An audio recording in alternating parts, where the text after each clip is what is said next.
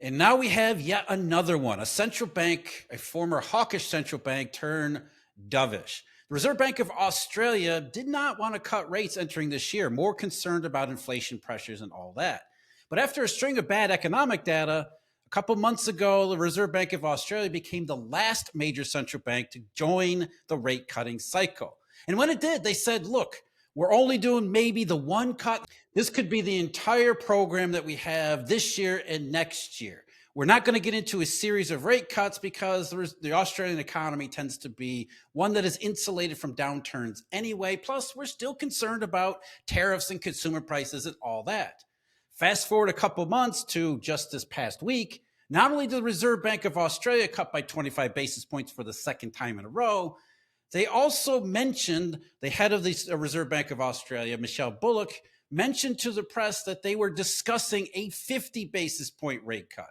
Now, she also said they were not taking that all very seriously and that, it was just a topic of discussion. But the fact that she mentioned it to reporters meant that she specifically wanted to tell the Australian public, if not the entire world, that they're ready and able to act should they need to. And that's really the point here. And it's not just the Reserve Bank of Australia. Another central bank on the other side of the world, up in Sweden, the Riksbank had been one of the more aggressive rate-cutting central banks previously. They had dropped their benchmark rates all the way down to 2.25% earlier this year.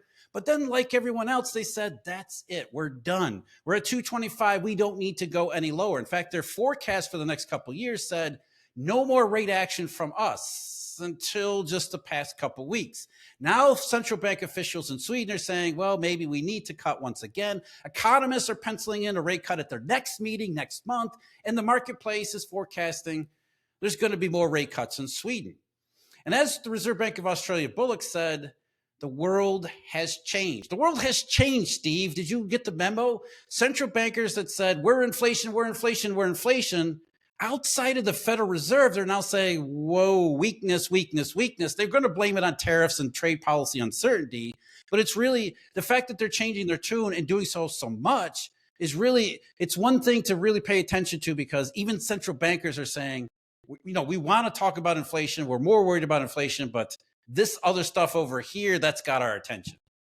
Jeff, it's interesting that central bankers actually are focused so much on inflation right now. I mean, we could look at the U.S. CPI and see it's a stone's throw away from the Fed's target. And, in past cycles, that means they would be and should be cutting right now.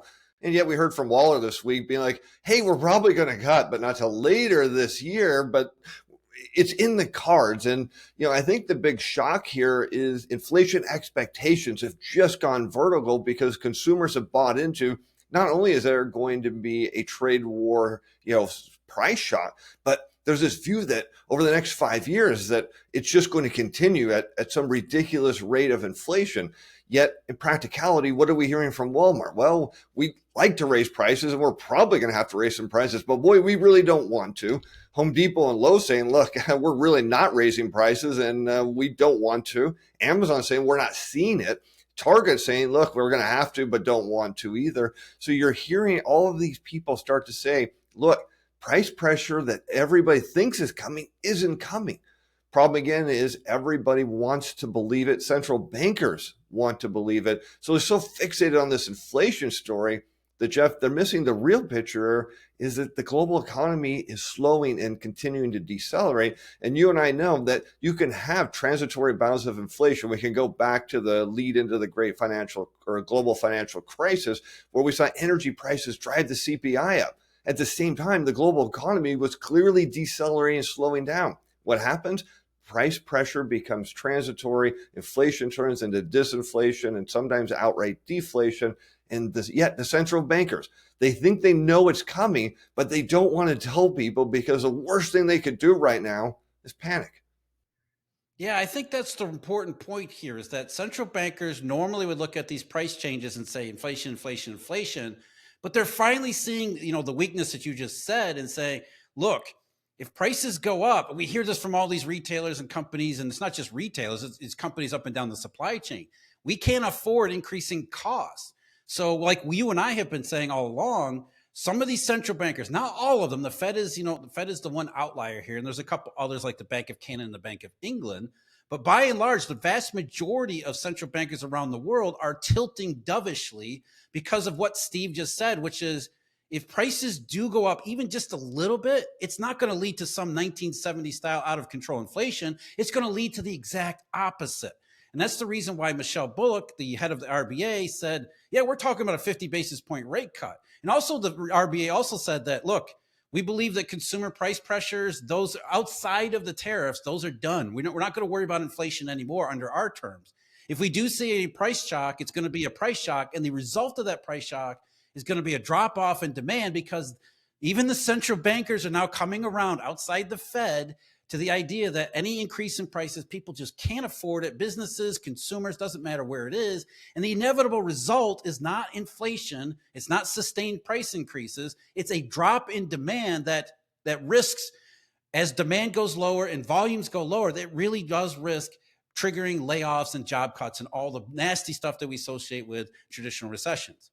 Yeah, absolutely, Jeff. And that's why I really like looking back to the global financial crisis right now, because we didn't have a tariff related shock. We had an energy shock. And the key part here is, what do consumers spending money on, right? We know it's rent, housing, food, and energy. That's the core, and then discretionary side. So what happened back then, you get the spike in energy, people had to afford it. They had to spend the money. Now, of course, we know people did cut back where they could, but it pulled money from another part of their discretionary side of their spending, and then that snowballed out of control. I think that's what we're facing here as well, is a supply side shock, or this price side shock, where we're going to see prices rise. People are going to be forced to spend more money on the things they need, not things they want. And that's going to lead, of course, to disinflation. Now, a lot of people, of course, believe that businesses are just going to infinitely raise prices. But a lot of these people have never owned a business, because the bottom line is, and Walmart would be key, if they could raise prices, they would. Everybody wants to raise prices because they want to give their employees more raises. They really do want to do that. They just don't have the capacity, because again, you raise prices and no one buys, you end up having to cut prices or you go out of business.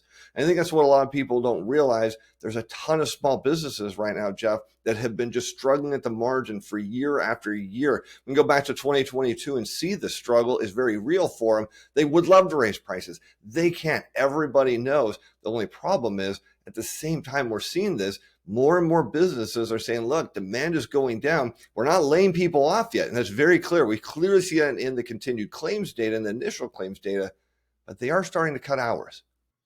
Yeah, really, businesses have two choices, right, Steve? And I think we saw this in especially the European PMIs from S&P Global this week.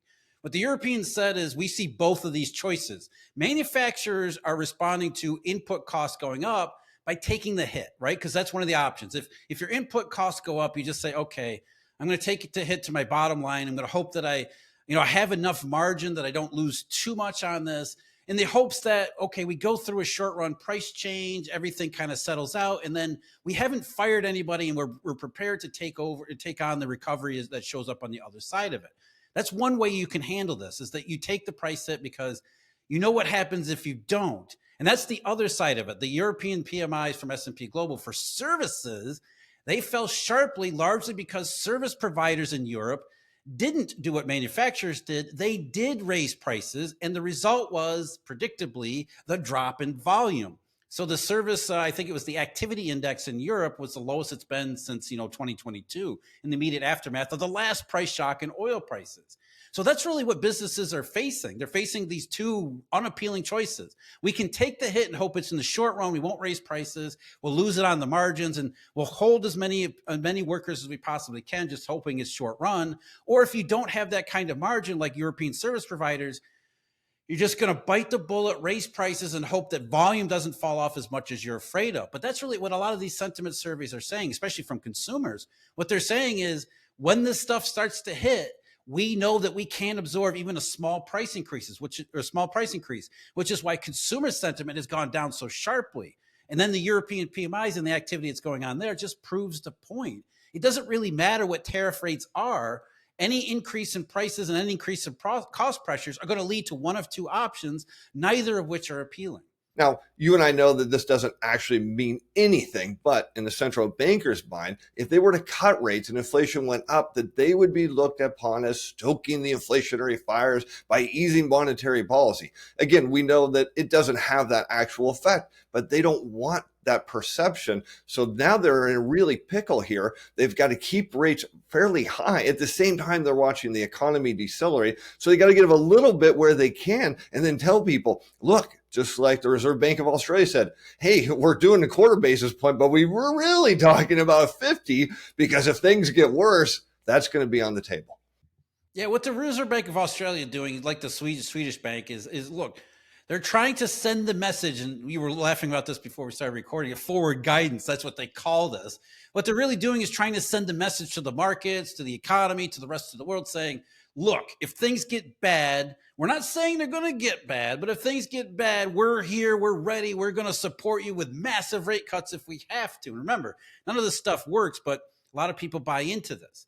So the Reserve Bank of Australia purposefully said, if things get bad, we're ready. And then it was funny, a couple of days later, the number 2 at the RBA was speaking in Sydney, and he said, oh, don't worry about any of this stuff. We just had a meeting in China with all these big Australian businesses, and everybody is really upbeat. So you can see what the central banks are doing here, especially the Reserve Bank of Australia. What they're saying is, if things get bad, we stand ready to do whatever it takes to support the economy. However, we don't see anything like that because business is upbeat, which just begs the question, then why are you even talking about this? If you really believe that everything was upbeat and moving in the right direction, you wouldn't have to bring up the 50 basis point rate cut. But instead, you know what this is, Steve? This is all, they blame this on uncertainty. What they're really saying is we don't know which way it's going to go, but we can see this downside in the economy developing, and we can't just sit here and do nothing. So that's really the message from the Reserve Bank of Australia, like Sweden and a bunch of other ones. They're cutting rates, or they're saying they're going to cut rates because they see the risks are moving in that direction. And if central bankers can see the risk moving in that direction, what does that actually tell you? Yeah, exactly, Jeff. And because you look at why you see the central bankers saying, look, we don't want to move too much, is because a lot of businesses are still optimistic going forward.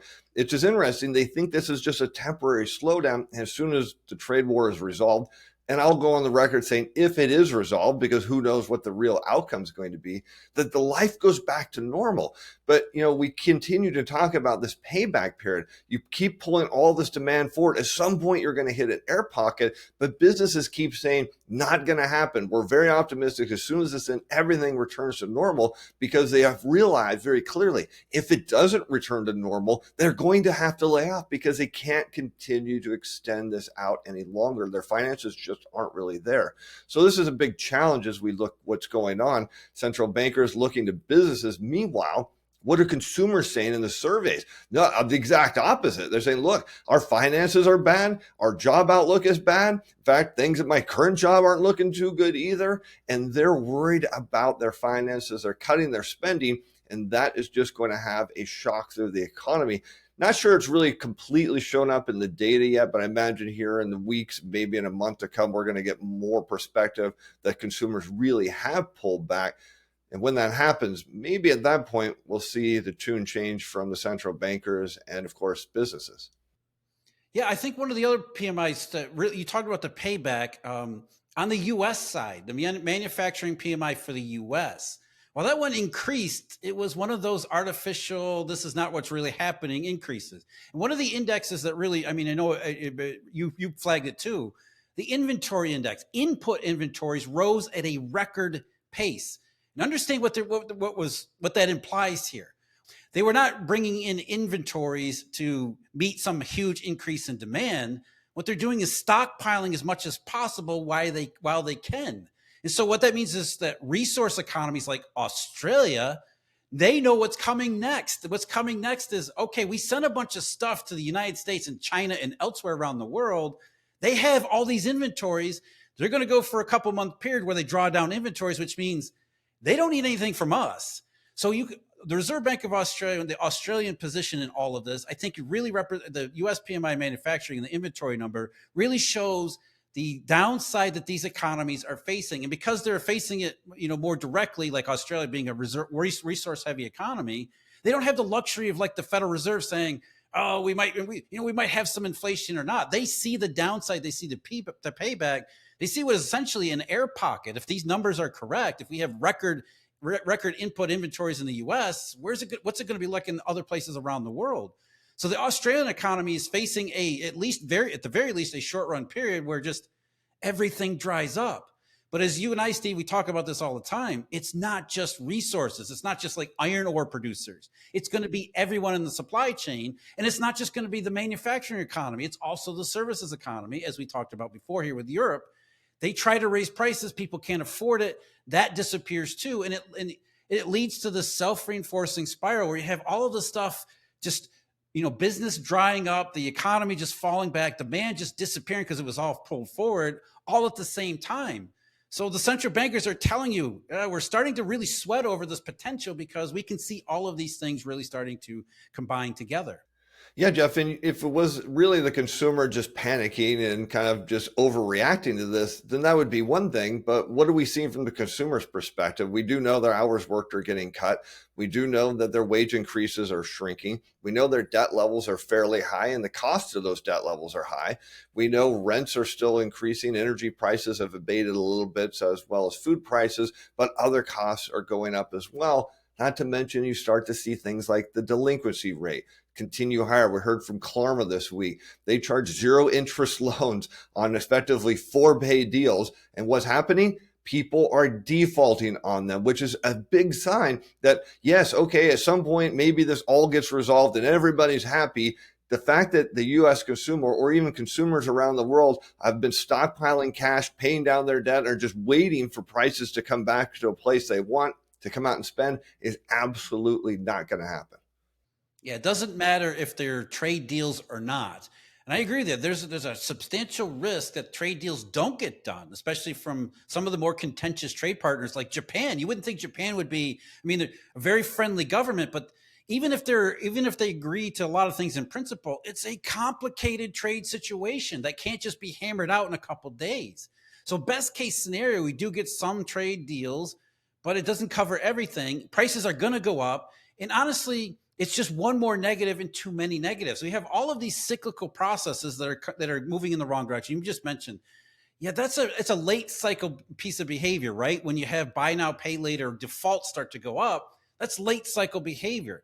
So we've got late stage cycle behavior on top of a tariff shock, on top of a payback, on top of, you see why central banks outside the Fed are saying, yeah, we're going to move in the direction of cutting rates, which just means rates are going to end up where we knew they were going to end up, which is down lower and lower and lower, because once you start cutting rates, you don't stop. And that's one of the last things that the Reserve Bank of Australia said is, we don't see this as a series of rate cuts. But Steve, you and I both know this. Once you start cutting rates, you don't stop because all of these things continue to move in the wrong direction.